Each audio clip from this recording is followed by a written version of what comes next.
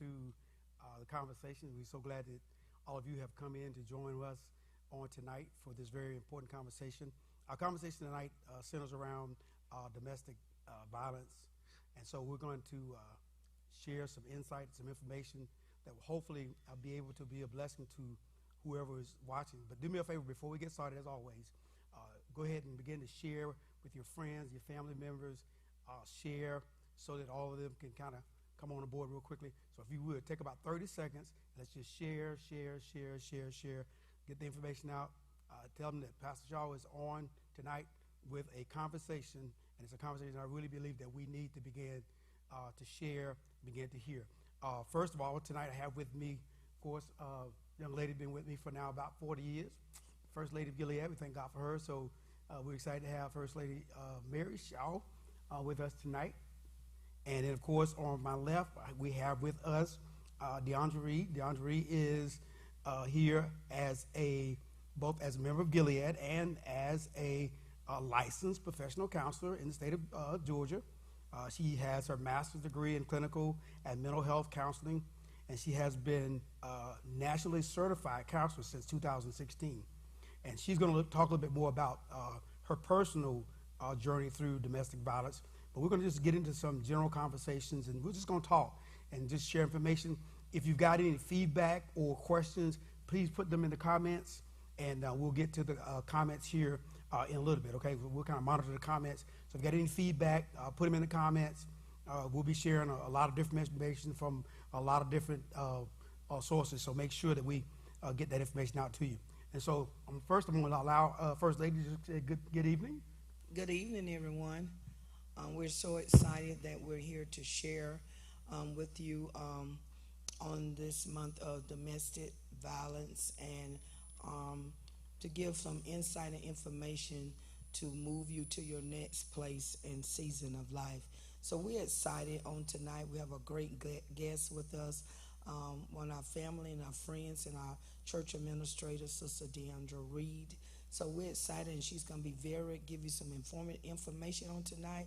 So be careful, be open-minded, and send comments and everything in the comment section so she can answer and your questions that you have on this evening. So we're excited. So share. All right, so let's get right into it. DeAndre, we've already kind of given you sort of a formal and an informal introduction. So anything else you want to share about yourself personally before we kind of dive into our topic for tonight? No, I think that's it. I'm just happy to be here to be able to share this information to help raise awareness for domestic violence. October is Domestic Violence Awareness Month, and so it's really important that we come together and have these conversations because they're tough and they're difficult, but I'm happy for this time to be able to share this information. Okay, so let's go ahead and get started.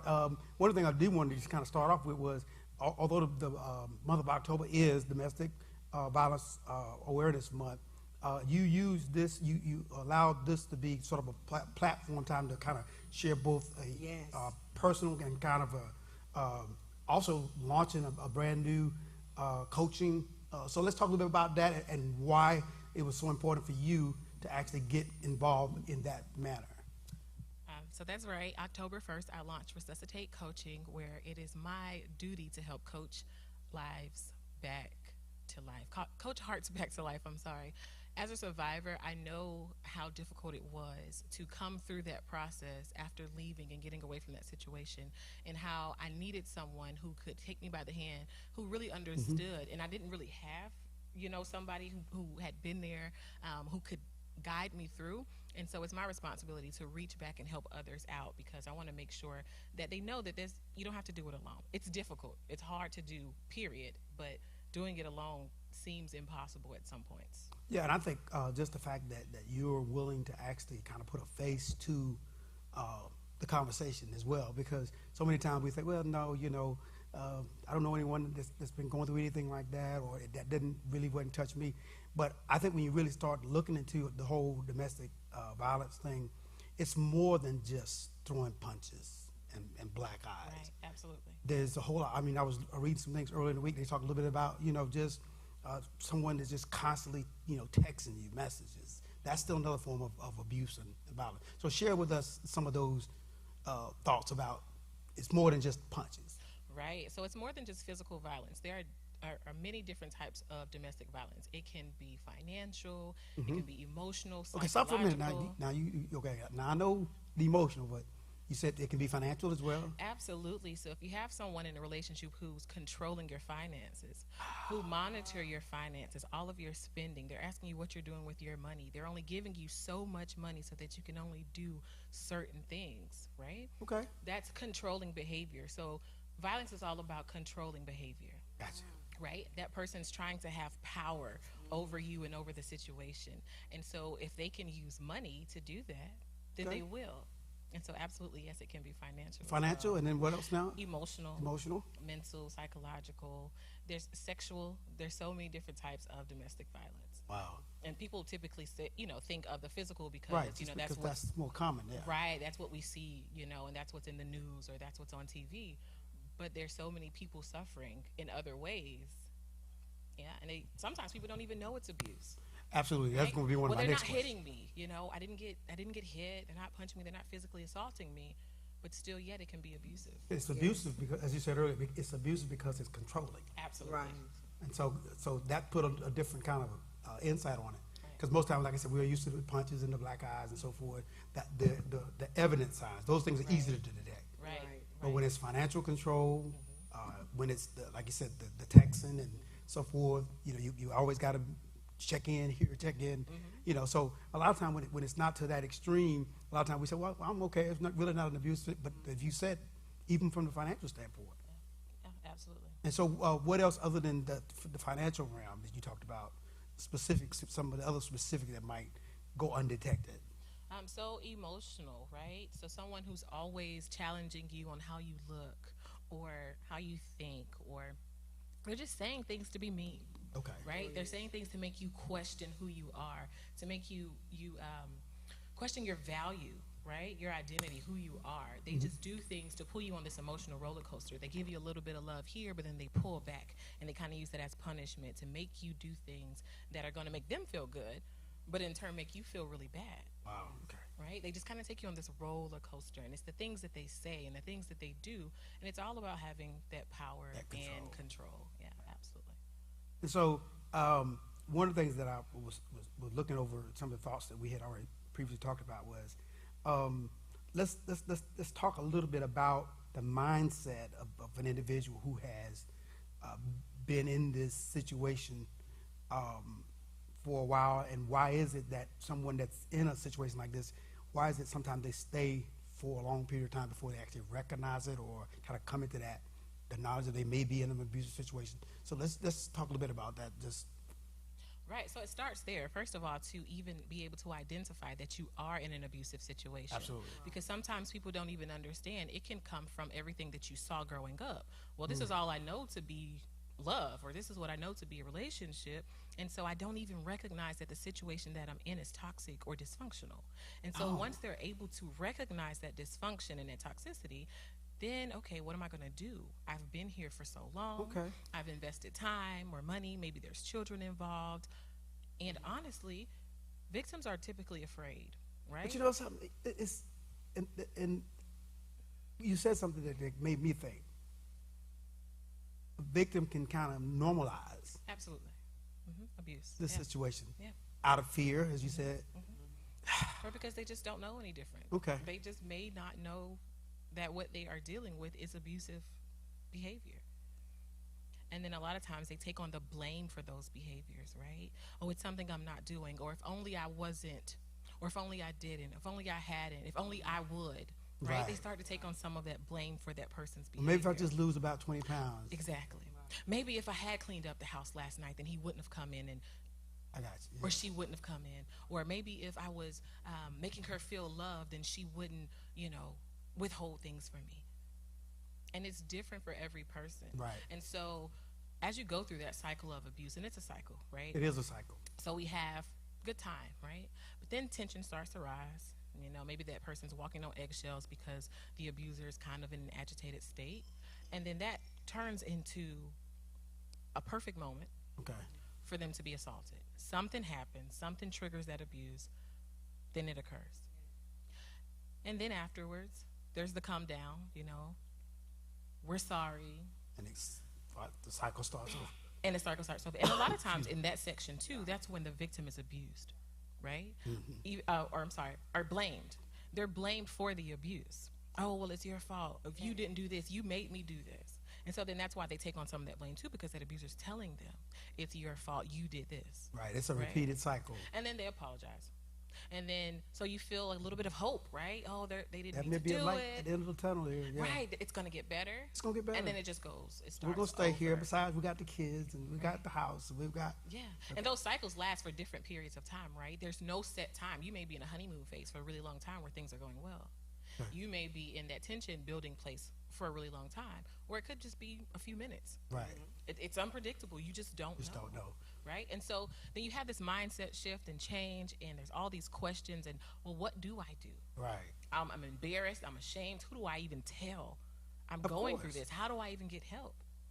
And so a lot of times people stay in these situations, and, the question's always, well, why would you deal with that? Why would you stay with that? But can we even turn that around and think about, why are they having to deal with it? Why are they having to deal with that? Why is this person being abusive? Okay, so let's talk about that. So what's that abuser's mindset? What is it that they see? If they're not able to see how toxic it is, what keeps driving them to the same behavior? Have they normalized it in their own mind? A lot of times, yes, and it's the need for power and control, and it could even be that that's what they saw, right? Well, they saw abuse. They saw their partner, if it's a man, maybe he saw his mother being controlled by another man. Maybe he was the one who took care of all the financial stuff and only, dished out money as necessary. Maybe it's learned behavior. Sometimes, right? But it's always different. For each person, it's always different, but it's always about needing to have that power and control. And a lot of times it's things that they just haven't dealt with and things that they haven't learned, and then it comes out in their relationship.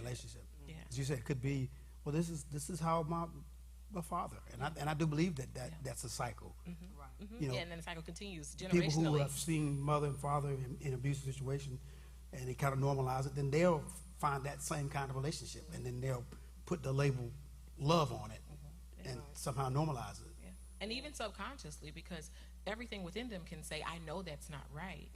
But they fall into that behavior anyway because subconsciously that's what they've seen. Right. And again, that's one of the things, right? But it's different for every situation, every person, right? So when did you realize that you were in somewhat of an abusive situation? At first, I didn't realize it, right? And I'm like, what is going on here? Because a lot of times what happens, there's this beautiful love bombing that happens where that person is being nice and they're kind, and everything that I saw from my abuser was good.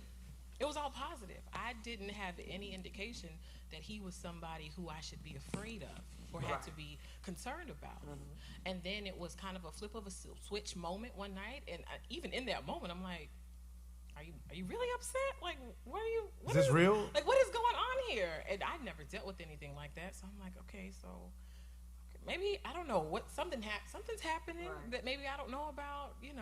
This is strange, because it was new behavior, right? I had never seen that from him or anybody, right? And then as the cycle of abuse began to show itself, then I became aware that, okay, this isn't healthy, this isn't right, and no matter what I try to do, it's not changing. I'm trying to figure out how to solve the problem, but there seems to be no solution. What is going on here? So you could actually sense that there was something changed, because, like you said, it was like a light bulb moment where, wow, where did that come from? Yeah, it's like a flip of a switch, Yeah. like in behavior. Total different person, right?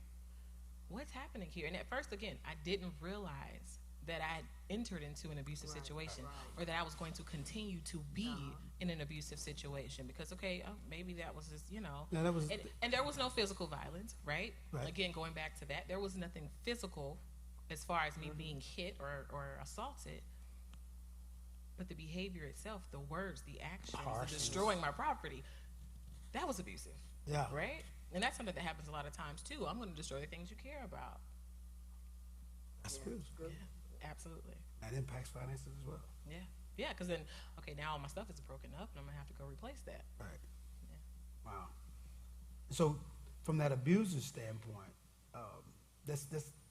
not too far, but let's dig into what's going on in that head. Do you know? You know, I wish I did. Okay. I really wish I did. Has there been any clinical studies as to that thought process? So there's a lot of different things, right?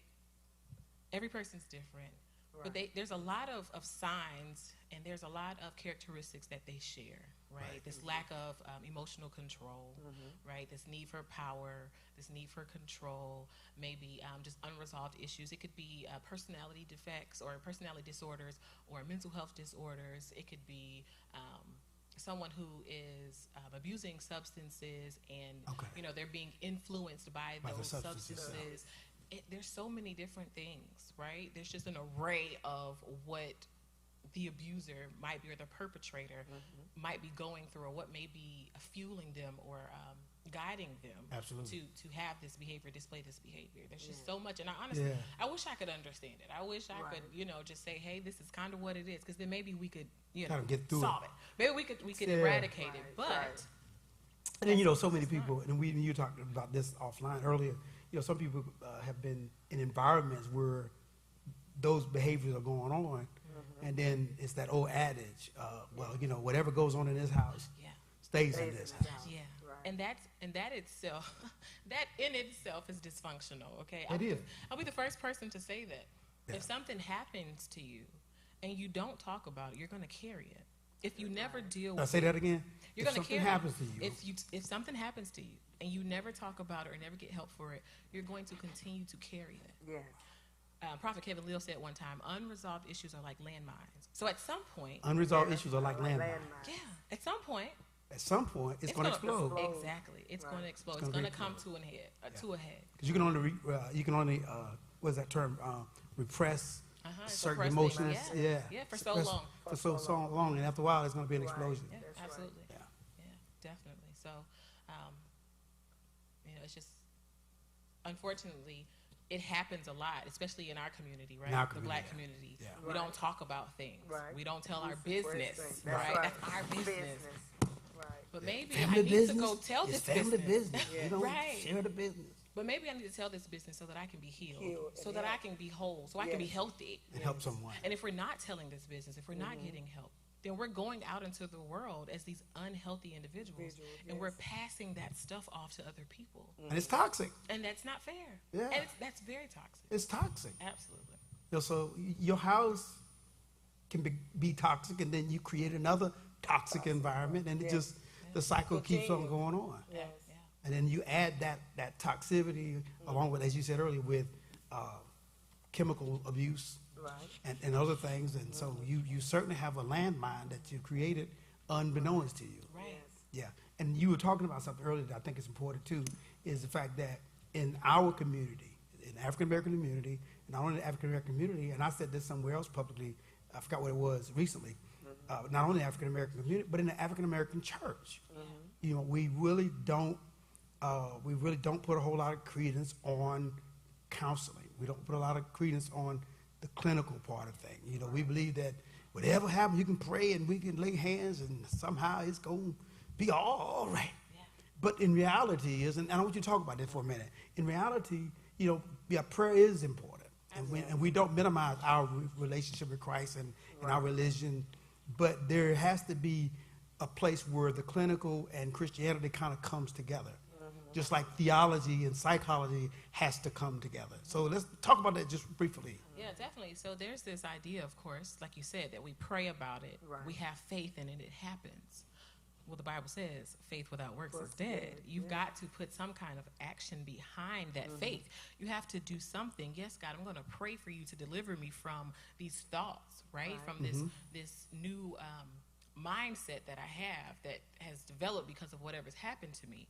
But if you're not going to actually seek help to figure out how to do that, right? How's God going to do it? What are you going to give him to work with? You got to give him a little bit of something, right? You can't show up empty-handed like, okay, God, just fix it. You got to do something. You got to do something. Okay, God, fix Sarah, fix John. I mean, you got to do something. Yeah, absolutely. So there has to be some work. I'm a both-and person, right? We're going to do prayer, right? And we're going to process whatever we've been through. Right. Counseling, therapy, and prayer and deliverance. both. There has to be room They have to be. for both. And there has to be a message that says it's okay. And people have to know that just because I want to go get therapy doesn't mean that I believe in God any less. It doesn't mean I have less faith. Right. Right. In It fact, just it means you got more faith. Exactly. Because I'm going to put my faith in the helpers that he's given me Right. to be able to get to that place that I need to go, and to be able to make sure he has something to work with to do what I'm asking him to do for me. Right. Right. And so as believers, let's make it crystal clear. It doesn't take anything away from our faith Right. if we're in situations, and not just an abusive situation, but we're in any situation that where you, as you said earlier, where we've been harmed, where we're going through some emotional trauma, then we've got to be able to seek out some clinical help. And I think one of the things that has to happen is, I think leaders across the country needs to hear this, so that they'll be more prone to have a system in place where they can actually refer. Right. One thing that we've done consistently over the years from we first started in Gilead was, I counsel and I do marriage counseling, all those sort of things, but I also have people who we've already designated that we can actually refer, to. That's very confidential, confidentiality, of course. And that's been a powerful, powerful blessing, to our people, because I realize as a pastor, I don't have the expertise to do the clinical. Yeah.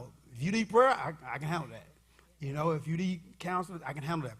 But there has to be leaders who understand, and I'm going to get through this real quickly. There has to be leaders who understand and know when it's time to refer, and not try to handle all these things on their own, and all these things by simply prayer. But I'm going to give you 5 scriptures. But if you're in an abusive situation, those 5 scriptures may give you encouragement, but it's not going to help you that emotional thing that you're going through. So I think there's been a reluctance in the African-American church, and I think we really have to keep a conversation going that it doesn't take anything away from me spiritually when I begin to reach out for some help. So I think that's actually a good place. And one of the things that we talked about was, and I'm going to go back to that real quickly, and then we'll press this on. Let's talk a little bit about some of the obvious warning signs. Some of the obvious warning signs, because sometimes we miss warning signs. So let's talk about some of the obvious warning signs. Right. So if you're dealing with somebody who is just generally aggressive, right, that can be what I have now termed purple flags, right, because the color for domestic violence is purple. So instead of red flags, I say purple flags. That is something that you definitely want to pay attention to. You said generally aggressive? If they're just in general, that person is aggressive. They have an aggressive nature. They have an aggressive nature. Everything they do seems a little aggressive. Every relationship they have seems a little aggressive. The way that they talk, the way that they handle things, the way they resolve conflict. If they seem to be aggressive, that's something to be mindful of. And you have to respect those purple flags, right? Not just kind of, dismiss them. But that's just John. That's like... No, it's not just John. That's aggression. And aggression needs to be addressed, right? That's behavior that John is displaying, but that's not John, right? So then you have also just someone who always feels like they need to be in control, who tries to always throw this power card, this like Trump card all the time, where they're they're at the head of everything, Gotcha. Right? You can even see maybe in how they deal with other people, how they try to put themselves and bring themselves above other people. That's something to pay attention to as well. How are you doing that? Are you forcing that by making people feel a certain type of way? Because that's abusive, if it's your friends, your family members, or whatever. And if they have toxic relationships with a lot of other people, there's a reason for that. Why is it that they have these toxic relationships? If they have a lot of insecurities, okay, if I'm insecure, I'm always questioning you because really Absolutely. there's something within me. Mm-hmm. And so then That's it's reversed, okay. right? Yeah, that's another purple flag, right? Purple flag. Purple flag, yes. And there's just so many different things. Behavior that does not feel good, feel comfortable. If they're doing anything that makes you feel uncomfortable, if they're trying to coerce you to do anything, if you see that in their behaviors with you or anyone else, that's something to pay attention to. It's a purple flag, absolutely. Wow. Yeah. And one thing that I was reading earlier today is with the awareness that we're bringing to domestic violence, there's a lot of data that says that since we've entered into this whole COVID environment, Yeah. that it's gotten somewhat worse. Yeah. Yeah. And so why is that? So again, for a lot of reasons, because of COVID, everything had to shut down, right? Mm-hmm. Stay at home. Don't leave unless you have to. People were laid off their jobs. Okay. Abusers and victims are at home more Close together. Yeah. together. There's that proximity. There's that access. There leaves Can I say that again? That's it's proximity, right? Because they're right here, and it's access. and access. Okay. I can get to you anytime because we're at home together. That increases the likelihood of abuse. Also, financially, people are laid off. They don't have money. Everybody's hurting. They're stressed, right? So that abuser may really be frustrated because they're not able to take care of things financially. They're not able to control their finances right now, right? Absolutely. They're not able to control their social lives or what they do or how they work, how they leave their house, whatever it is. They feel out of control in some place in their life. And so then it manifests in abuse. And that abuser just kind of takes it all because they're right there. Right there. So more frequently, proximity. And I said this, I think it was a couple of weeks ago, we were talking about just from a male standpoint. You know, they're frustrated with the financial situation, frustrated with the economy and all those things. And I said this before, that one thing about a man, when a man's frustrated, he tends to become angry anyway. Right. And so what is he doing with that anger? If you're already dealing with someone who does not know how to process those emotions, Right. then what's going to happen? Absolutely. Not always, right? But if you're dealing with someone who's abusive, then that behavior is going to come out in the form of abuse to likely someone in their home, an intimate partner, right? And, you know, it also goes into another purple flag of isolating behaviors, right? If they're trying to always get you away from people, from other people, your support system, your help. We're in quarantine. We can't access other people. We're isolated automatically. And so now I've got you. You're here. You can't escape. You can't go anywhere. You're not going to leave me in the middle of a pandemic, right? Like, where are you going? Wow. Yeah. Okay. And so you talking about the whole isolation thing. One of the next questions that we had listed was this thing about how can friends and family members support someone who is experiencing some of those things? So the first... And let's make it even harder. I mean, even with the onset of COVID. So how do a friend or a family member who has some suspicion, how are they able to? So the first thing is to be an ear. Let that person know that they have somewhere to go to talk about. I'm gonna stop you right there. I'm gonna stop you. Okay. Okay. So basically, you're saying be more of a listener than an accuser. I got you. Yeah. Because that might. Okay. Go ahead. Open your ears. Just be an ear. Sometimes it just helps to talk about it, to get it out. I need to know that I have a trusted person that I can go to and share what I'm going through, and I'm not going to be judged for it. And that's a really huge part of it. People are quiet because they're afraid of judgment. Yeah. They don't talk to you because they're afraid that you're going to judge them. They don't reach out. I'm already embarrassed. I already feel ashamed. I've got to deal with this. Right. I already feel ashamed. And then if I come to you and you're judging me, then I'm going to just go ahead and close that door. Girl, I wouldn't put up with that. And yeah. Oh, my gosh. So those are the worst things you can do, right? Don't say, I don't see how. It couldn't be me. What? Why are you doing that? Why are you staying? If it were me, I would. Yeah. Don't do those things because that's not supportive. And even bashing the abuser, surprisingly, it's not supportive. That person knows that abuser is not a good person. Right. They know better than anyone because they're dealing with this on a daily basis.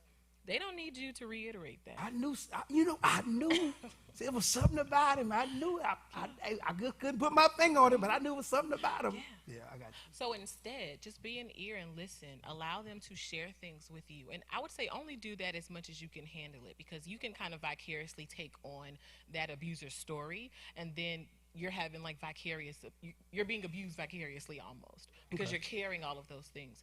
And so do it as much as you can handle it. Be an ear, be a support, encourage them, talk to them, remind them what life looks like otherwise, right? Outside of this abuse. Remind them who they are, right? Encourage them. Do anything that you can do to help them feel empowered, because you lose a sense of power, right? When you're being controlled by someone. Right. But they want to feel empowered, right? Absolutely. They need to feel empowered, and support them.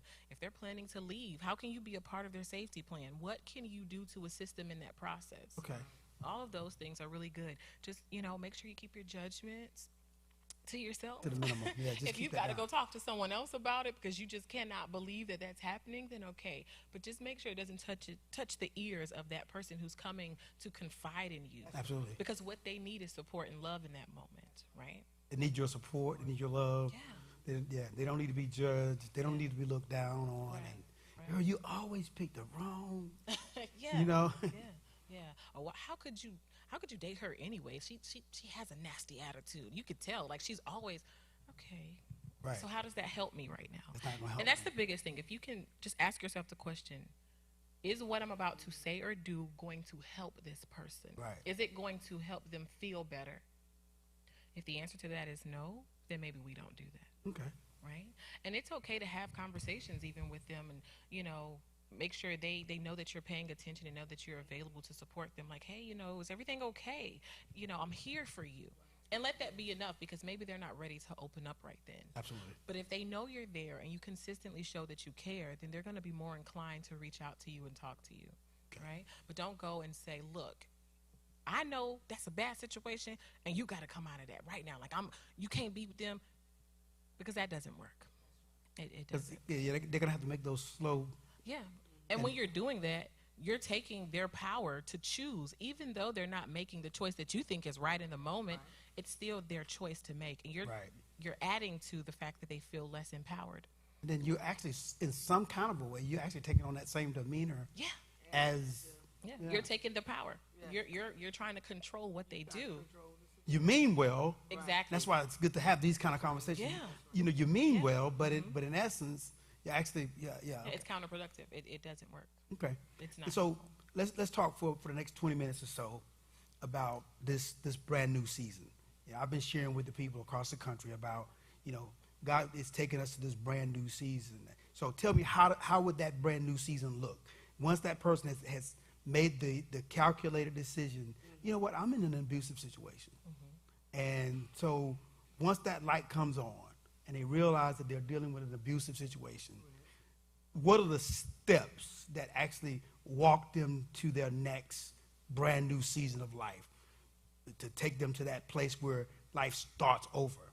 And if that's even a part of the whole clinical realm, Right. So let's talk about that, about maybe 4, 5, 6, quick steps. First, they're going to jot these down, that they can do to actually begin to process through till they get to their new season. And one of the things that I talked about was, as a man thinketh, so is he. So our thoughts empower us. So how do we, once we determine that we're in an abusive situation, how do we begin to allow ourselves to enter into that brand new season of life? So the first thing that I would suggest to anyone who's coming out of an abusive situation is to deal with the trauma. Deal with the trauma. Deal with the trauma. Because if Number you're one, in an deal abusive, with the trauma. absolutely, if you're in an abusive situation, there is a level of trauma that you have now suffered. And so you should absolutely seek out some kind of counsel and therapy to deal with the trauma, deal with those new emotions that you have. Maybe you've developed anxiety because of all the fear, because of all the moments of being afraid. Maybe you are now depressed because your life has changed. Everything about what you knew or what you were doing has changed. You've experienced something so tragic and you just can't understand. How did this happen to me? You told me earlier that it actually changes us. It Absolutely. changes you. Absolutely. So when you are dealing with any traumatic situation, your emotions begin to take control of your brain. It's not the thoughts anymore. It's not the reason. It's none of that. It's your emotions. Emotions. They start driving the plane, okay? They get in the driver's seat and they go. And so you have to go to therapy to learn how to recalibrate that brain and get those thoughts back in order, okay? So that those emotions take a back seat where they're supposed to be, and let logic and reason and thinking take the front seat to guide you in your choices and decisions and next steps in life. Okay, so the first step is you have to deal with the trauma. Absolutely deal with the You have to trauma. acknowledge it. You have to, okay. So what would be the next step to that new season in life? So the next step was to figure out what you want that new season to be. What you want it What's to it look like? supposed to look like? Okay. Who do you want to be? So in that so season? coming out of this situation, you have to decide what your vision for life is going to be. Absolutely. So okay, so first you deal with the drama, okay, and then you have to redefine your vision for life. Okay. Right. You have to know where you want to go to get there. Gotcha. Right. It's not like getting in the car and just driving. You have to have a plan. Who do I want to be? What do I want this next chapter of my life to look like? What do I want to be present in this next chapter? And what is it that I don't want to be present in this next Okay. chapter? What I want it to look like, and what I don't want it to look Absolutely. like. Gotcha. And then once you've done that, you've got to figure out how you're going to do it. What do I need to do in order to achieve these new goals that I have set before me? Okay. What steps am I going to take? For a lot of people, it's having to find housing. There are lots of resources out here. Most counties have local agencies that can help with these types of things, right? And even to go back to the issue of how COVID has impacted this entire, world of survivors, funding is an issue, Okay. right? Because of everything that's going on. Resources is an issue for everything that's going on, because of everything that's going on. But there are agencies out there whose mission it is to help the survivor, to help support the survivor. So reach out to those people in your area who can help you figure out how to get what you need. If you need housing, if you're needing childcare, if you're needing food, whatever it is. Okay. So that's another thing. Tap into the resources that are available to you so that you can acquire those things that you need. So you got to have a vision, and then so after the vision, then you got to start some action steps. Right. Yeah, some action steps to actually get some things done. Right. Okay. Right. You have to take action. And the first thing I would suggest is just to know what's around What's you. available? Know what's around you. A quick Google search of domestic violence resources near me or domestic violence support can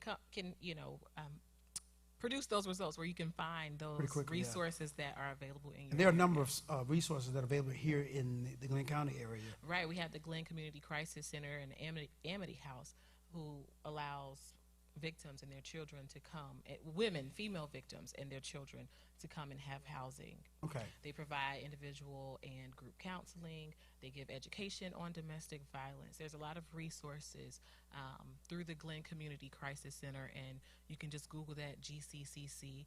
They also have a hotline number. It's 264 4357. Okay, 264, what is it? 4357. And that's the Amity House here in Glenn County? The Glenn Community Crisis Center has a 24-hour hotline. So if you're in our area and you want to talk with someone locally, you can dial 264-4357 to reach someone who can give you some support. There's also the National Domestic Violence Hotline, which you can visit them online at thehotline.org, and their phone number is 800-799-7233. Good stuff. Yeah. So first you gotta deal with the trauma. Then you gotta have what's that, first lady? You gotta have your vision. You gotta have a vision. Number 2. Then number 3, you gotta have what? You gotta take some action steps. You gotta take some actions and tap into those resources. and begin to tap into those resources. Right. Okay. And so when you do that, then you're able to start getting your life back on track. You're able to fill in the missing pieces. What is it? I did a video a couple days ago. What are you missing? What are you missing? What is it that you are lacking now because of what you've dealt with? What is it that you've not yet gotten to or achieved or acquired because of the abuse, because of the situation that you were in? And you have to figure out how to get those things. And again, tapping into these resources is going to be your best option to do that. Yeah. Okay. What else? Number 5.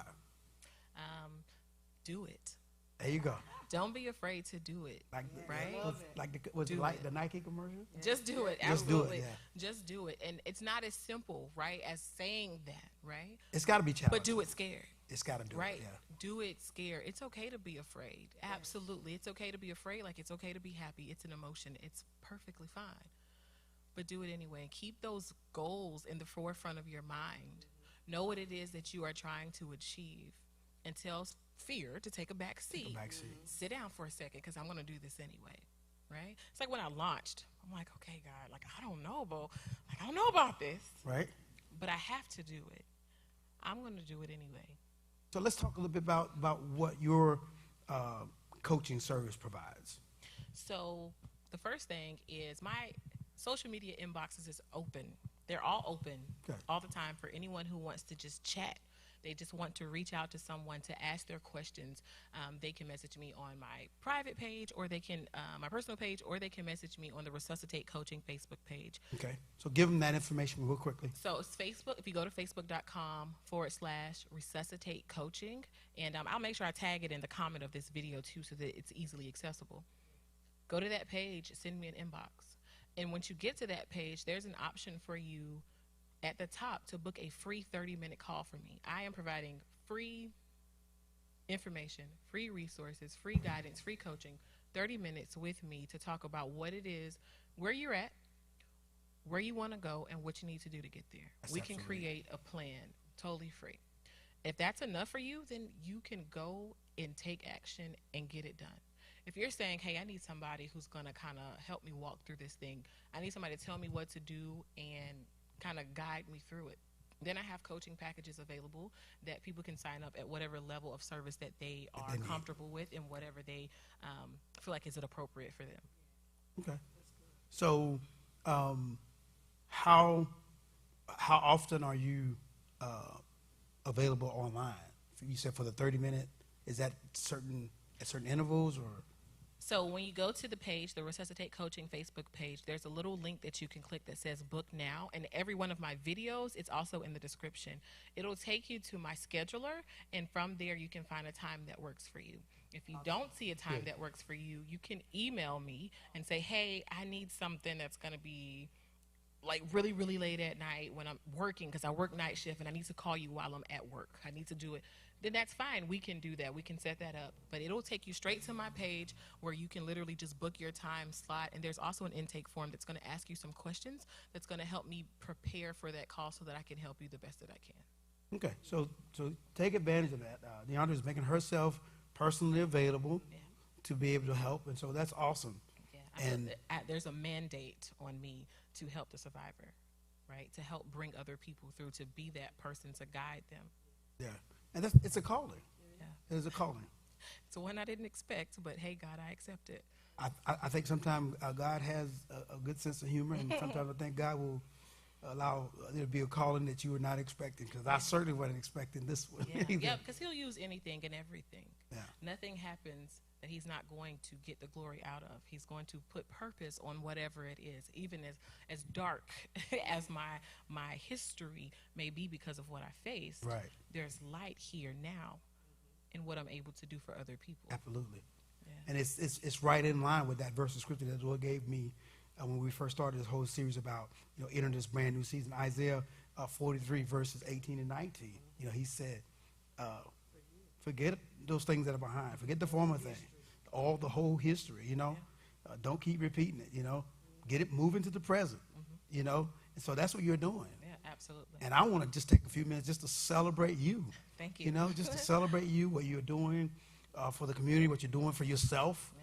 You are a living example of a survivor. Yeah. And not only are you surviving, but now you're actually making this a part of your life's calling. Yeah, absolutely. And so we applaud that. Absolutely right, brother. Thank you. And you walked in your vision.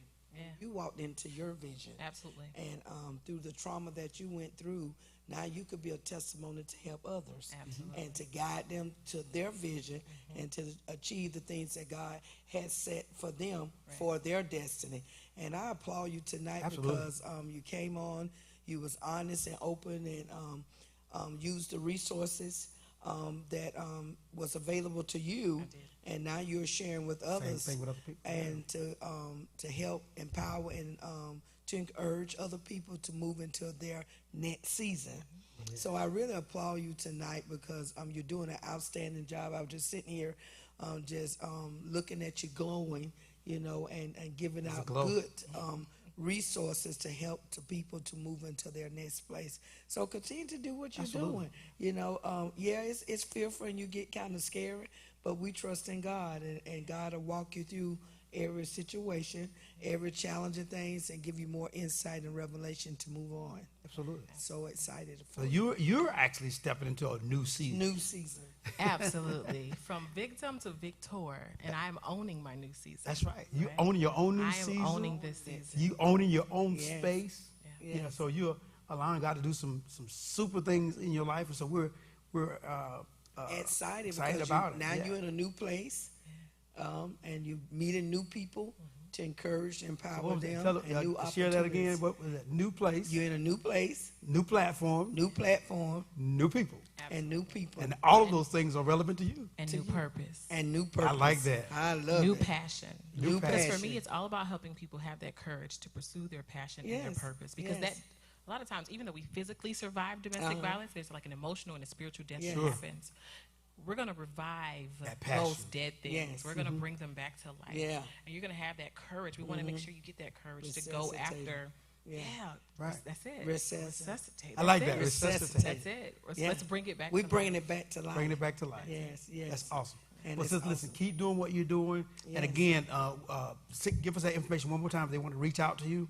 Yes. So you can message me on the Resuscitate Coaching Facebook page. It's facebook.com/resuscitate coaching, and I'll be sure to tag that down in the bottom of in the comment section of this video. And then you can also, from that page, click on the Book Now button or a link in any of my videos, and you can schedule a free 30-minute call with me, and we will talk about your situation, and I'll help give you some guidance and support so that you can get to the next season of your life. All right. And I'm going to put you on the spot, and I didn't tell you this, but why don't you close us out real quickly with a prayer? Okay. And let's focus that prayer on this new season that people are about to enter into. Okay? All right. Come on, let's pray. All right, Father, we thank you for this Thank you. night and this time of gathering to bring awareness to such a sensitive situation. Yes, God, I thank you Father. for allowing me this platform and for my pastors here that have allowed me this opportunity to come and Yes. share this information. Yes. God, as we embark on new journeys and step into a new season of Yes. our Thank you, Father. lives Thank as you. survivors, as victors, God, guide us Yes. through.